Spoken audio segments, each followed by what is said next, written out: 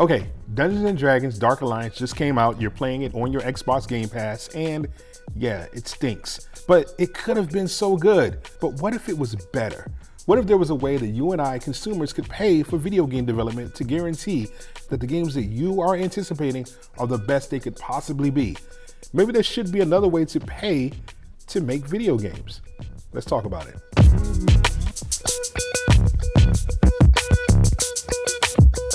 So before we go any further, yes, I trudged through Dungeons and Dragons Dark Alliance. It was tough. It's not fun, period. There may be fun to be had when you're playing with other people, but as it is, the game as it exists is a drudge. It's a grind. It's tough. I was really anticipating this game. Anybody who's seen my anticipated games or the games I'm most excited about from E3, that was one of the ones I was waiting for. It is free on Xbox Game Pass, and there's something to be said that when a game is free, you still struggle to muster up the desire to play it. That's what this game is. Clunky controls, uninspired level design. Not going to get into all that. That's a review, which is what I don't do. I wanted to like the game. I wanted to love the game, but it's needs some work. People have been just bombing the developers, talking about how much of a poor experience it is, how the game is unfinished, how it needed 6 months to a year to bake, how it could have been much better, how it's just a wasted IP, how much blah, blah, blah, blah, blah. And the game is junk. That's what people are saying. It's a junk game. I really hesitate. In fact, I can't stand calling games terrible. I don't like minimizing a game's development, years of toil, years of hard work, hundreds of people involved in the process, and just crunching it down into a nice little easy sound bite like something is junk. It's a trash game. That's not cool. I don't like that. I don't think that does any game any justice. And that's what led me to a post that I read on Reset Era about game development. Now, the user stated that no game developer wants to make bad games. As a matter of fact, there are a lot of factors outside of a game developer's control that pretty much makes the product that you end up playing. Anywhere from games coming out too early because investors want their money, to not having enough money to finish ideas that were originated in concept, or just not being able to finish a game properly. This is why one of the complaints you see about modern game development is that the games aren't finished, and we're constantly beta testing games but paying full price for those experiences. Dungeons and Dragons Dark Alliance was an interesting case study because before the game came out, we were bombarded with commercials and trailers, and it was all over the place on banner ads on popular websites. The game had the marketing budget of a much bigger, much better game. But what we actually ended up with was a game that was subpar in many ways. And sure, there's always fun to be had in any co-op multiplayer experience, but the hype around the game led one to believe that this game would be a much bigger experience than what it was. But what we were actually seeing play out was an effort put wholly into the marketing budget of a game for an experience that would make up its money based off initial sales. And of course, through Xbox Game Pass, which I'm assuming is something that game developments and publishers are paid for in advance to have their games on a system for a certain amount of time. And with the hype and IP of Dungeons and Dragons, this is something that would be very appealing to Microsoft. So they made their money in the top end and gamers paid the price on the bottom end.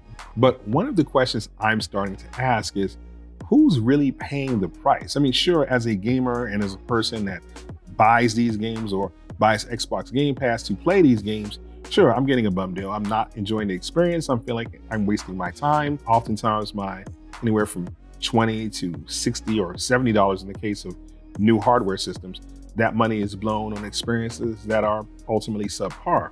But I started to wonder about this from the developer's perspective, or more specifically, the post that I'd read on Reset Era about how developers don't intend to put out bad games, meaning their goal isn't to fleece you from your hardworking dollars. They have all the intentions of putting out these incredible experiences that they envisioned in their minds, inspired teams to get behind, hired artists to make hundreds and hundreds of pages of art assets from landscapes to backgrounds, gaming engines that are chiseled and cultivated to make the best experience. And yeah, everybody involved in making any team effort creative endeavor wants to make something really, really cool. That's what these developers want to do. They want to make games that they themselves want to play. And sometimes when you don't have the budget or time to fulfill that vision, you get something that sometimes works despite that, or other times get something like Dungeons and Dragons Dark Alliance. It's an interesting thing. I started to question, what happens when shareholders or investors decide, hey, we need a game to come out at a very specific time. We need it to hit those marks or those milestones that we set up in the initial stages of developing this game. And we need to get our money, we need to get our profits on the game when we are expected. We don't have the resources or time to wait for a game to get sweeter and better. And instead, we want our revenue when we are expected to get it. So in those cases, sacrifices have to be made, corners are cut, and we end up like games like this one. So what happens when you take that away? What happens when there's a point when publishers and developers are able to pull out, taking the lion's share of game development and get their money back, but then game fans take over and allow more and more development time that allows the game to reach its original vision? What happens then? Do you get better experiences? Does that guarantee that we're going to get amazing games, or at the very least, games that are a lot closer to what was pitched? Do we need another way that we as consumers can support games without taking part of the profit sharing that's usually the case in these types of situations? There's no avenue or way for us to participate in making sure that that game is the best it can be. Maybe there needs to be. Because in the case of Dungeons and Dragons Dark Alliance, it's clear that the game has the backbone of a labor of love. This isn't a trash game. This is a game with lots of potential. Now, the problem with entertaining this idea of crowdsourced game development, at least on a AA level, is the same problem you would have if you were an investor of any big budget game. Where does it end? When does a developer exercise the discipline to stop, hard stop, to get the game out of the oven and onto the shelves into your hands? So at some point, there has to be some sort of accountability, or else you'll end up with every game that we fund being another Star Citizen. It's an interesting conversation. I'd love to know your take. Would you be interested in supporting these type of experiences? I get it, it's a gamble. But when you see something that is so full of potential, like this Dark Alliance game, you start to wonder, how can we help game development? How many times do we have to hear developers talk about, yeah, we didn't intend for it to be this way, but we had no choice, but this was over our heads, but this was out of our hands. I mean, yeah, developers often get the lion's share of the praise when the game is good, but they also get all the badness, all the negative feedback when we don't like the experience. What do you think? Would you want to fund this? Is this cool? Do you like Dark Alliance? Maybe I'm overblowing it. Maybe there's something fun to be had, and you can overlook those type of things. There's some fun in a clunky type of experience. Let me know what you think in the comments. Like and subscribe. Thank you for spreading the word. I'm back. I'm sorry I was gone for so long, but the content is coming back. Here we go. I'm just going to have to record late at night or early in the morning, but it's coming. And I've got some shows lined up that I can't wait to talk about. So talk to you soon. Peace.